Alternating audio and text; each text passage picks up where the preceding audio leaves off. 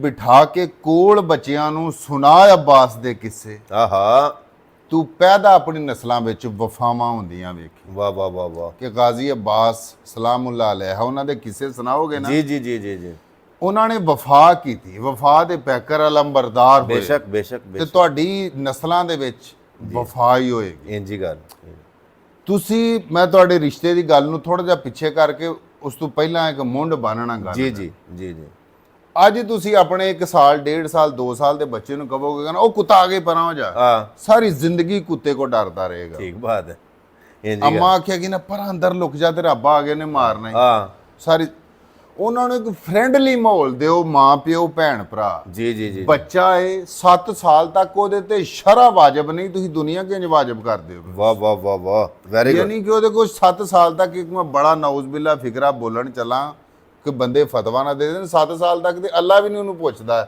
ਉਹ ਸਿਆ ਕਰੇ ਸਫੈਦੀ ਕਰੇ, ਜੀ, ਆਪਣੀ ਜੀ। ਮਰਜ਼ੀ ਦਾ ਮਾਲਕ, ਜੀ ਜੀ ਜੀ ਜੀ ਜੀ ਕਿਉਂਕਿ ਉਹਦਾ ਦੀਨ ਫਰਜ਼ ਹੀ ਨਹੀਂ ਹੋਇਆ। ਜੀ, ਜੀ, ਅਸੀਂ ਉਹਦਾ ਦੁਨੀਆ ਫਰਜ਼ ਕਰ ਰਹੇ ਹਾਂ। ਜੀ ਜੀ ਜੀ, ਵੈਰੀ ਗੁੱਡ, ਠੀਕ ਹੋ ਗਿਆ। ਅੱਛਾ ਜਵਾਬ, ਉਹਨੂੰ ਸਭ ਤੋਂ ਪਹਿਲਾਂ ਬੱਚੇ ਨੂੰ ਡਰਾਓ ਨਾ ਕਿਸੇ ਚੀਜ਼ ਤੋਂ। ਹੂੰ, ਅਗਰ ਉਹ ਕੰਮ ਉਹ ਕਰ ਰਿਹਾ ਹੈ, ਜੀ ਜੀ ਉਹਨੂੰ ਉਹਦੇ ਤੋਂ ਡਰਾਓ ਨਾ, ਡੱਕੋ ਜੀ ਜੀ ਤਰੀਕੇ ਦੇ ਨਾਲ ਜੀ ਜੀ ਜੀ ਕਿ ਪੁੱਤਰ ਕੰਮ ਨਹੀਂ ਸਹੀ ਨਾ ਕਰ। ਫਿਰ ਦੂਜੀ ਵਾਰੀ ਕਰਦਾ ਫੇਰ ਡੱਕੋ, ਜੀ ਜੀ ਜੀ ਤੀਜੀ ਵਾਰੀ ਕਰਦਾ ਡੱਕੋ, ਚੌਥੀ ਵਾਰੀ ਉਹ ਨਹੀਂ ਕਰੇਗਾ ਜੀ ਜੀ ਜੀ, ਉਹਨੂੰ ਪਿਆਰ ਨਾਲ ਡੱਕੋ, ਇੰਜੀ ਗੱਲ। ਡਰਾ ਕੇ ਨਹੀਂ ਡੱਕਣਾ। ਠੀਕ ਬਾਤ, ਠੀਕ ਬਾਤ, ਬੱਚਾ ਜਦੋਂ 7 ਸਾਲ ਤੋਂ ਬਾਅਦ ਸਕੂਲ ਦਾਖਲ ਕਰਾਉਂਦੇ ਹੋ, ਜੀ ਜੀ ਫਿਰ ਉਹਦੇ ਨਾਲ ਯਾਰੀ ਵਾਲਾ ਮਾਹੌਲ ਪਾਲੋ। ਫਿਰ ਉਹ ਤੁਹਾਡਾ ਪੁੱਤਰ ਜਾਂ ਧੀ ਨਹੀਂ, ਜੀ। ਤੁਹਾਡਾ ਯਾਰ ਬਣ ਗਿਆ। ਬਿਲਕੁਲ ਠੀਕ ਬਾਤ, ਉਹਦੇ ਨਾਲ ਦੁੱਖ ਸੁੱਖ ਸਾਂਝਾ ਕਰੋ ਆਪਣਾ। ਹੂੰ, ਉਹਦੇ ਕੋਲੋਂ ਡੇਲੀ ਰੂਟੀਨ ਦਾ ਜਿਹੜਾ ਸਕੂਲ ਗਿਆ ਗੱਲਬਾਤ ਪੁੱਛੋ, ਤੇਰਾ ਉੱਥੇ ਯਾਰ ਕੌਣ ਹੈ, ਹਾਂ ਹਾਂ, ਕਿੱਥੋਂ ਦਾ ਆਇਓ। ਜੀ ਜੀ ਉਹ ਟਿਫਨ ਘਰੋਂ ਲੈ ਕੇ ਜਾਂਦਾ, ਤੂੰ ਵੀ ਲੈ ਕੇ ਜਾਣਾ, ਇੱਕ ਦੂਜੇ ਦੇ ਨਾਲ ਸਾਂਝਾ ਸ਼ੇਅਰ ਕਰਦੇ ਹੋ। ਜੀ ਜੀ ਜੀ, ਤੂੰ ਉਹਨੂੰ ਕੋਈ ਖਵਾਨਾ ਕਿ ਨਹੀਂ। ਸਭ ਤੋਂ ਪਹਿਲਾਂ ਉਹਦੇ ਵਿੱਚ ਇੱਕ ਵੰਡਣ ਦਾ ਸਿਲਸਿਲਾ ਸ਼ੁਰੂ ਵਾਹ ਹੋ ਵਾਹ ਜਾਵੇ, ਵਾਹ ਵਾਹ, ਵੈਰੀ ਉਹਦੇ ਗੁੱਡ, ਵਿੱਚ ਹਮਦਰਦੀ ਪੈਦਾ ਹੋ ਵੈਰੀ ਗੁੱਡ, ਵੈਰੀ ਠੀਕ ਹੋ ਗਿਆ। ਜੀ ਜੀ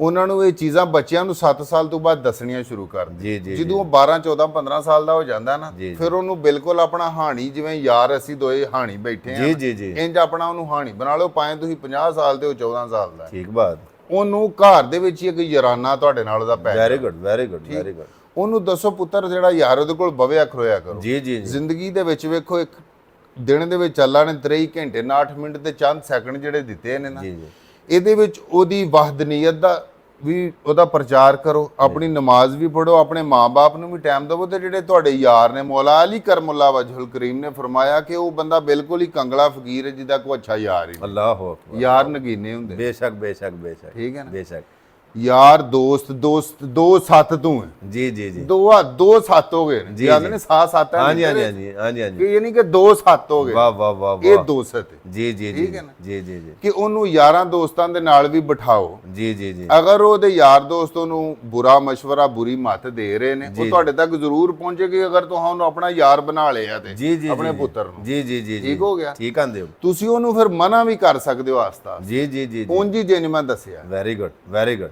ਇਹ ਯਾਰੀ ਦੋਸਤੀ ਦੇ ਨਾਤੇ ਦੇ ਨਾਲ। ਇੰਜੀ ਗੱਲ, ਠੀਕ ਹੋ ਗਿਆ ਨਾ। ਇੰਜੀ ਗੱਲ, ਤੇ ਮੈਨੂੰ ਇਹ ਪਤਾ ਹੈ ਕਿ ਅਗਰ ਤੁਸੀਂ ਆਪਣੀ ਔਲਾਦ ਨੂੰ ਆਪਣੇ ਯਾਰ ਬਣਾ ਲਵੋਗੇ ਨਾ, ਜੀ ਜੀ, ਉਹਨਾਂ ਦੇ ਉੱਤੇ ਰੋਬ ਸ਼ੋਭ ਨਾ ਪਾਓ, ਜੀ ਜੀ, ਯਾਰ ਉਹਨਾਂ ਨੂੰ ਬਣਾ ਲਵੋਗੇ, ਜੀ ਜੀ ਜੀ, ਤੇ ਅਗਰ ਮੈਨੂੰ 100% ਉਮੀਦ ਹੈ ਕਿ ਭੈੜੇ ਪਾਸੇ ਜਾਣਗੇ। ਠੀਕ ਆਂਦੇ ਹੋ, ਕਿਉਂਕਿ ਤੁਹਾਨੂੰ ਘਰੋਂ ਮੱਥ ਦੇ ਕੇ ਟੋਰਨੀ ਹੈ ਕਿ ਫਲਾਣਾ ਤੇਰਾ ਯਾਰ ਹੈ, ਅੱਛਾ ਪੁੱਤਰ ਉਹਦੇ ਕੋ ਭਵੇ ਜੀ, ਜੀ, ਯਾਰ ਯਾਰਾਂ ਦੋਸਤਾਂ ਨਾਲ ਟਾਈਮ ਦੇ, ਬਾਹਰ ਵੀ ਜਾਓ, ਘੁੰਮੋ ਫਿਰੋ, ਅੱਲਾ ਦੀ ਦੁਨੀਆ ਵੇਖੋ, ਜੀ। ਪਾਕਿਸਤਾਨ ਫਿਰੋ, ਤੁਹਾਡੇ ਕੋਲ ਅਗਰ ਵਸਾਇਲ ਨੇ ਤੇ ਦੁਨੀਆ ਵੇਖੋ। ਜੀ ਜੀ ਜੀ ਜੀ ਜੀ, ਠੀਕ ਹੈ ਨਾ। ਜੀ ਜੀ ਜੀ, ਇਹ ਮੇਰਾ ਸੁਨੇਹਾ ਹੈ ਕਿ ਬੱਚਿਆਂ ਨੂੰ ਇਸ ਤਰ੍ਹਾਂ ਪਰਵਰਿਸ਼ ਕਰੋ, ਵਾਹ ਵਾਹ, ਉਹਨਾਂ ਨੂੰ ਇੰਜ ਜਵਾਨ ਕਰੋ ਕਿ ਆਪਣੇ ਯਾਰ ਬਣਾ ਕੇ ਵੈਰੀ ਗੁੱਡ, ਜਦੋਂ ਤੁਸੀਂ ਬੁੱਢਿਆਂ ਹੋਣਾ ਹੈ ਨਾ, ਜੀ ਜੀ ਜੀ ਫਿਰ ਅੱਜ ਦੀ ਜਿਹੜੀ ਨਸਲ ਹੈ ਆਪਣੇ ਮਾਪਿਓ ਦੇ ਕੋਲ ਬਹਿਣਾ ਗਵਾਰਾ ਨਹੀਂ ਕਰਦੀ। ਜੀ ਜੀ ਜੀ ਜੀ, ਜਾਨੀ ਲੀਵਰ ਬੜਾ ਤਗੜਾ ਇੱਕ ਕਾਮੇਡੀਅਨ ਹੈ ਇੰਡੀਅਨ, ਜੀ ਜੀ, ਉਹਨੇ ਕਿਹਾ ਕਿ ਮੇਰੀ ਜਦੋਂ ਮਾਂ ਵਡੇਰੀ ਹੋ ਗਈ ਨਾ, ਹਸਪਤਾਲ ਦੇ ਬੈੱਡ ਦੇ ਉੱਤੇ ਪਈ ਸੀ, ਜੀ ਜੀ ਤੇ ਮੈਂ ਉਹਦੇ ਕੋਲ ਗਿਆ, ਇੱਕ ਸ਼ੋਅ ਤੋਂ ਫਾਰਗ ਹੋਇਆ ਤੇ ਉਹਦੇ ਕੋਲ ਗਿਆ, ਜੀ, ਤੇ ਜਾ ਕੇ ਵੇਖਿਆ ਤੇ ਉਹ ਉੱਠ ਨਹੀਂ ਸਕਦੀ ਤੇ ਉਹਦੀਆਂ ਅੱਖਾਂ 'ਚ ਅਥਰੂ ਆ ਰਹੇ ਤੇ ਲੇਕਿਨ ਉਹ ਹੱਥ ਦੇ ਨਾਲ ਕੁਝ ਇੰਜ ਕਰ ਰਹੀ, ਜੀ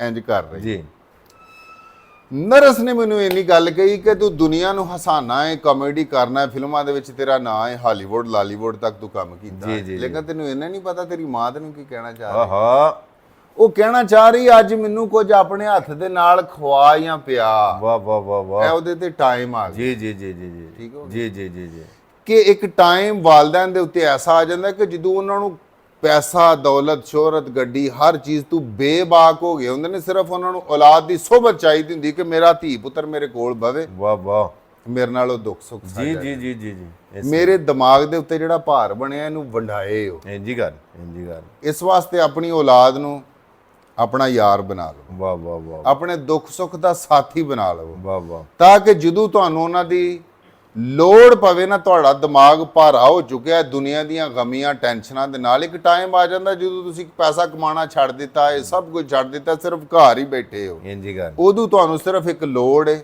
ਤੇ ਆਪਣੀ ਔਲਾਦ ਦੀ, ਵਾਹ ਵਾਹ ਉਹਦੇ ਸਹਾਰੇ ਦੀ, ਉਹਦੇ ਸਾਥ ਦੀ, ਉਹਦੇ ਗੱਲਬਾਤ ਦੀ, ਤਾਂ ਕਿ ਤੁਹਾਡੇ ਕੋਲ ਬਹਿਣ ਤੇ ਤੁਹਾਡੇ ਨਾਲ ਆਪਣਾ ਜਿਹੜਾ ਹੈ ਉਹ ਦੁੱਖ ਸੁੱਖ ਸਾਂਝਾ ਕਰਨ।